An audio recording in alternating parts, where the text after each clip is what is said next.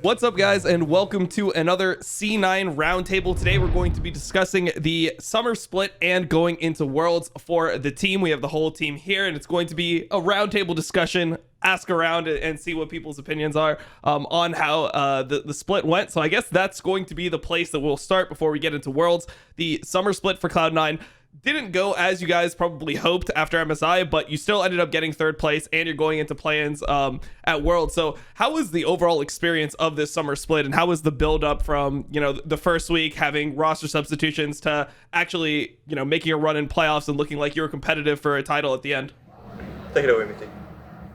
It's gonna be for anyone. Mitty, you're the coach. Let's go. Cole, you know in there. Can you repeat the question, please? I'm sorry, I Dude, just summer split thoughts. I thought about summer splits. There was literally like an open-ended. Just talk something about the summer split, man, please. okay. Done with your shit.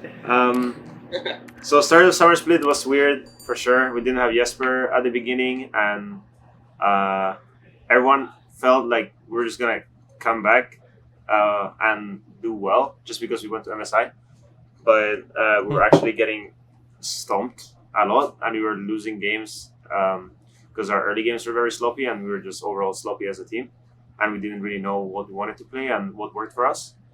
And then gradually throughout the split, and with the help of patch changes, we started sort of like getting things that we were more comfortable with. And then we were like struggling like 3 or 4 weeks before playoffs, but then again we also like started figuring that out. And then going into the last week of the split, we felt pretty confident that we could beat anyone, going to playoffs, and then we're playing TL first round. And I think we had a decent plan against TL, but then they played the Ziggs strat with like their support never being bot lane, and they're just playing full on top side, and we didn't adapt well to that playstyle throughout the series, and we just lost. And from there, we basically decided we don't really want to play against that style that much, and we banned Ziggs for like the rest of our best of fives, and we just focused on our strengths. Turned out pretty well. Our series against GG was free. Our series against EG was actually pretty free too. I think we like prepped well against them, and sort of like, I don't know, they just didn't show up that day. And then against TSM, honestly, that series was very free too, but we just really trolled our early game in a lot of our games, and as well, especially in the two that we lost, but also some of that we won. So we thought, okay, we need to like figure our early game out a little bit more, and like just, I don't know, just think more about like what our win conditions are, and just like stick to them and not over force things, and just like be happy with taking small wins. And going into the series against 100, I think we did a good job at that. We actually had pretty good early games throughout the whole series, but we drafted in a way where like we knew 100 wanted to play these death ball comps where someday he's just playing a champion that can group and tank basically. Even if he's playing like Renekton or Gnar, he's like doing that mostly, like just grouping up and like fighting like as a death ball. And we thought that if we pick winning lanes and open up the map and play on 3 lanes, or try to play on 3 lanes with like champions that have a lot of mobility, we would be able to build gold and XP leads on solos, and just be able to like slowly take good fights and snowball the game through that, which is what a lot of the other ranges have been doing. And we tried that. We failed the first 2 games, and then we tried to change it up. Well, we just couldn't win doing that, so we decided that we wanted to ban like this death ball champions that they were doing, or taking them away from them, like Aphelios and Orianna. And we won the first, game 3 we won, and then game 4 we tried to do a similar thing, but it was too hard because we gave them too many strong champions, and they just like, they snowballed the game too much, and that was our season from a strategic standpoint. I mean, I think one thing that people would be interested in would be the change that you guys had from spring to summer. In spring, you guys were super early game dominant, and I guess this will go to Blabber. As the MVP from spring, it felt like every time that Cloud9 would win, you'd kind of just roll over teams starting from the beginning of the game. But it felt like in summer that wasn't as like viable of a strategy. Do you think that this was due to like champion picks, or do you think the league as a whole started playing early games better? What was your perspective on not being able to be as dominant in the early game in summer? I think it had a lot to do with changes to the jungle meta. And also, I think coming off of MSI, at the beginning of MSI, I wasn't playing super great. And we weren't playing super great as a team. So, in general, it looks a lot worse for me, right? And for the team in general, if we're not performing well, then we're not going to have strong early games.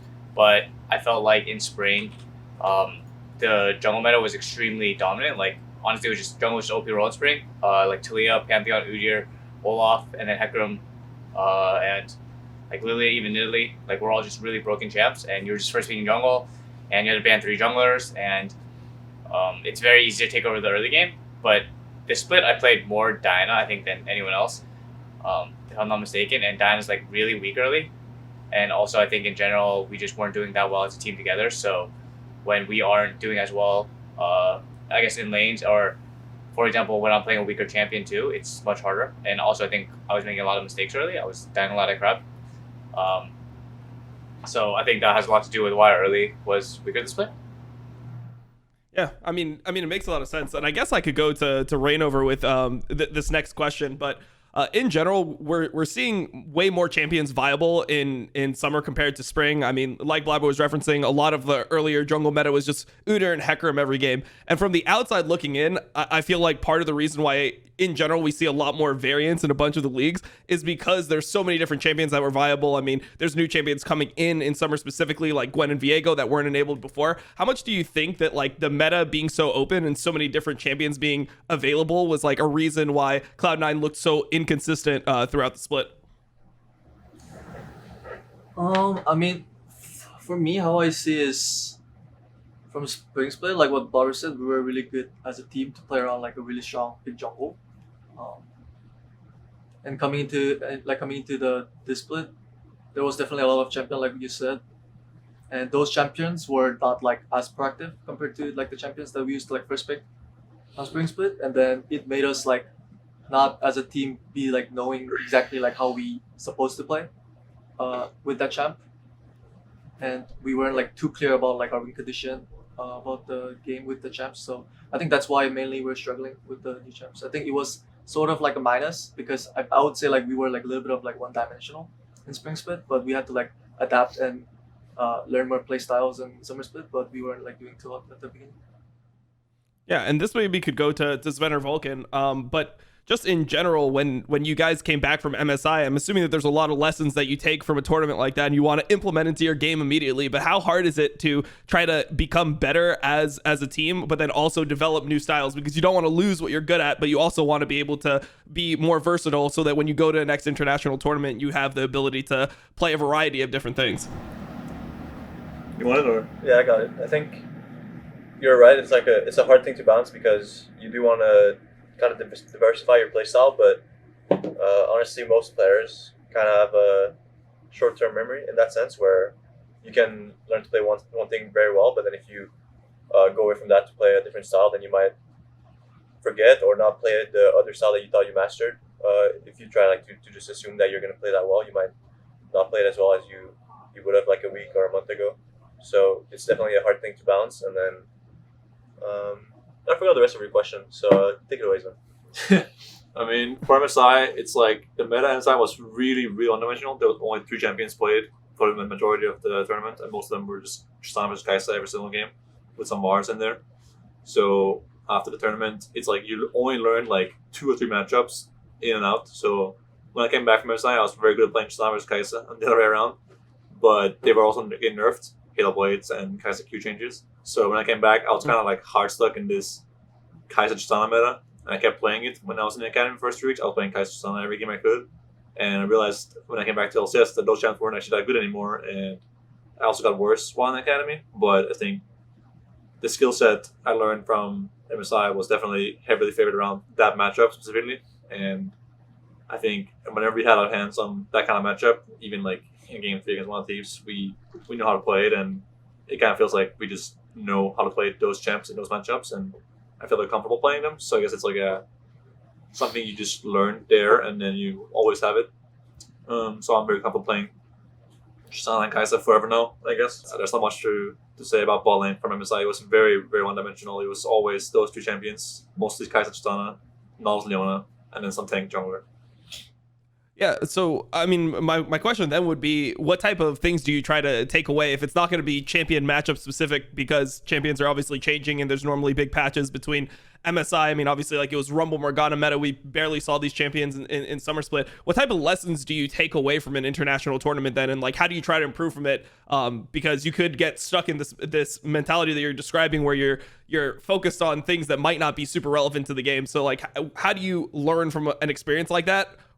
I guess more generally, because in the specific of like Tristana Kai'Sa, it's not going to make you that much better immediately. Is this a me question or? I think I have a good answer to this, but I think at MSI the biggest things that we learn is some plays that teams would make against us and the way they would fist us, and we were able to kind of imitate those plays, or those, like the way they would play out situations, kind of add that to our playbooks and think about ways to kind of implement that to our playstyle or our playbook, if you will. So it's just like getting inspiration from other teams, I guess, and you could get inspiration from watching, but getting the feeling of being in the game and getting fisted, it's kind of makes it easier to learn. It's different. So I think that's the biggest thing for me, I think. Yeah, for sure. So, I mean, going into Worlds here, you're going to be going back to the Worlds boot camp. You're going to be scrimming against a bunch of these really good teams. Do you think that, like, and this could be for Fudge, because this was your first international tournament in MSI, right? So now going back into Worlds, you probably have the experience. Well, I guess first real international tournament. You know, we're not going to count the OCE, where you're probably not getting to scrim the top tier teams, and, you know, you're not going to get the full on learning experience that you would get, you know, with Cloud9 here at MSI. So going into Worlds, how would you actually try to like take the information that's coming in? Because when you play against some of these top tier teams, I assume that you're going to be in the mentality that most of the teams will smash. And from what we've heard from players that have gone internationally, the first couple weeks of a boot camp could be really, really tough. Normally it's just losing to a bunch of Asian teams, and then you'll level up over time. So what have you learned from that experience, and how do you like not let this weigh on you when you're in a tournament like Worlds? I think generally when I go to international tournaments, the expectation is that at the start, like you said, you're probably just going to be outlaned most of the time. Like a lot of these matchups that you think you understand, they change, or like based on how well the enemy team plays it. And for me, a lot of it at MSI at least was like mechanical interactions with like in lane, where like they would just basically out trade you a lot of the time. I wouldn't say like they actually played lane that well as like from a holistic perspective. Like I don't think they actually like had a really good plan around like what time they're going to base, what wave they're going to base, like how they're going to play each wave. I think it was mainly like mechanical like trades, stuff like this. And also I think they just see a lot of angles that other players don't in NA on their champions, like damage foresight, stuff like that, spacing, all that sort of stuff. And I feel like when I go to an international tournament, that stuff sort of like sharpens up a lot, because if you don't sharpen it up, you sort of just get shit on. And I expect that to happen again at Worlds. And obviously, like Phil said as well, like you sort of start to realize that there are plays, like for example, when I was playing Malphite vs Lucian against RNG, and they dove me as Lucian Udi on third wave. I think even Dom, you have talked about this before, where like that you just didn't really see it a lot. You actually see it a lot more now in NA, where people like actually dive a lot more. But that didn't really happen in spring. And then you went to MSI and it kept happening. And then also like second red buff invade, teams were planning like for it against us, but in NA that wasn't really talked about at all. So you sort of just like learn all this different stuff. And for me, like personally, it's a lot of it is like mechanical and laning phase and like different matchup understanding phase. Yeah. And I guess we'll go back to Mithy here. if the scrim results are super negative, we've seen this break NA teams before, right? Like, I mean, obviously the hope is that things go pretty well, but for example, last year we heard TSM, the famous 0-6, they were talking about how they were losing 90% of their scrims and they almost forgot how to win. So if you end up in one of these situations where the scrims are not going well or you're having a bunch of games that you're losing in 10 minutes, what do you do as a coach to keep the team mentally strong and focus at Worlds? Because it can end up being like, kind of depressing in a way. Maybe, If you could figure that out for us. Yeah, figure it out and give us coaching it. Well, actually, I can't really answer that question. So our plan is to get there a little bit earlier and just like get used to like the schedule and like the food, sleep, all that stuff, and maybe just play a bit of solo queue right before we start scrimming so that we can just get a little edge on a lot of the teams that are gonna arrive like at the time that Riot tells them to arrive and not earlier. And if we get like a little bit of an advantage from scrimming 1 week earlier, then hopefully we can contest some of the teams that are just coming in fresh into the boot camp, and then we can get to scrim them more than once, and we can like sort of like build a little rep for ourselves, or at least we can try to do that so we can avoid the whole going 0-6 for 5 days in a row or something like that. I don't know what TSM went through, but I mean, obviously the situations are rough, and sometimes, I mean, it happened to us in Fnatic last year too, where right before we played Top Esports, Healy was on average like 0-10-0 in scrims or something. I mean, nice. Very true. Yeah. So I mean, it happens, you know, and I don't think scrims are like a representation of what's gonna happen on stage, because literally the day after that he like smurfed it super hard. So I just think you just have to, like, sometimes you're gonna spend 6 hours to learn what you could have learned in 5 minutes, but you know, maybe those 5 minutes are like really worth it, and you just have to stick with that and move on to the next day. Thank you, Mithi. Dom, back to you. Okay, perfect. So the last thing to talk about here, I think, is going to be the fact that you guys are going to have to play in play-ins. And I think I'll ask Perkz this question because you've been in this situation before. What is the mentality going into play-ins? Because for some teams, we've heard that this might actually be a good thing. You get to play some games on stage, you get comfortable at MSI, and a lot of times we've seen teams that go through play-ins actually perform pretty well at Worlds. So what is your mentality personally going into play-ins? Like, you've obviously made a semifinals from play-ins before, so how do you feel about this overall setup that you're going to have due to your standing going into Worlds? Well, it's like how is it called? It's like a double-edged sword, because you could be like Mad Lions, where you go to planes but you don't come out of planes. Okay, true. It's a one-way ticket down to the disaster. Or it could be like, I don't know, like a C9 or G2 storyline from 2018, where you go to planes and you actually figure out like what you want to do, what you want to play, how you want to approach those games, what are you good at and what are you bad at. Since you have like a few more days of scrims, and you also have like, I don't know, from 6 to 10 games on stage, depends. I think we played 11 or 12 games back then. I remember checking at some point. But yeah, so it's like it's a pretty big amount of games on World stage, on the stage you're gonna play. So it's if you make it out, which usually you should, because if you don't, then you're just gonna zero it anyways, right? If you make it out, I do believe it is a buff, but it is like a mental strain and it is stressful. So it's like, it's about not, if you actually want to achieve something in Worlds and not just in planes, it's not about like over practicing in planes and getting super stressed out in planes, because then you're just already done for group stage, or yeah, like you will not probably like make it into the tournament. So I think it's a lot about balance and knowing yourself and knowing your team's limits. And then, yeah, obviously the practice will help. I would say it's like, to end it a bit, it's like probably I would say more times it should be better than it should be worse. Okay, yeah, sounds good. I mean, my last question to finish off the interview here, we'll go back to you, Perkz, for this. So as a player, you know, I did a lot of losing in my career, so I got to be really familiar with this feeling, right? And you stated publicly that you didn't really know how it was to lose anymore. I mean, Summer Split last year, you ended up having the comeback, winning. Spring, you ended up winning. I think it was something like 3 years before you lost. So how does it feel to actually come back to earth with the rest of us and you know, lose the playoffs for once? You know what, Dom? It feels good, man. You know what? I would tell you, it feels good to lose. Because then you get put to the ground, losing to like such a great team, like Thieves. Great team. Losing to such a great team in North America, it really humbles you down and it really shows you how bad you are and how good you can be. So yeah, it's definitely just put things in different perspective. Like I'm taking some time off League now, put League of Legends in a freezer right now for a bit, and then I'll come back in like a 3 or 4 days. I'm watching the highlights of other regions nowadays, and I'm just thinking, wow, everyone is so fucking bad. So I'll be back stronger in like a week. Just give me a week or two. I'll come back stronger, and then we'll hopefully show like the better performance in the world. You know, Watch him. Yeah, and you'll watch him destroy Chovy and play-ins. That's gonna be the that'll goal. be funny. Here. I hope Well, Life comes to our group. Because it's gonna be actually we don't know. There's gonna be 2 groups or not. Yeah, we don't know yet. We don't know what the schedule is.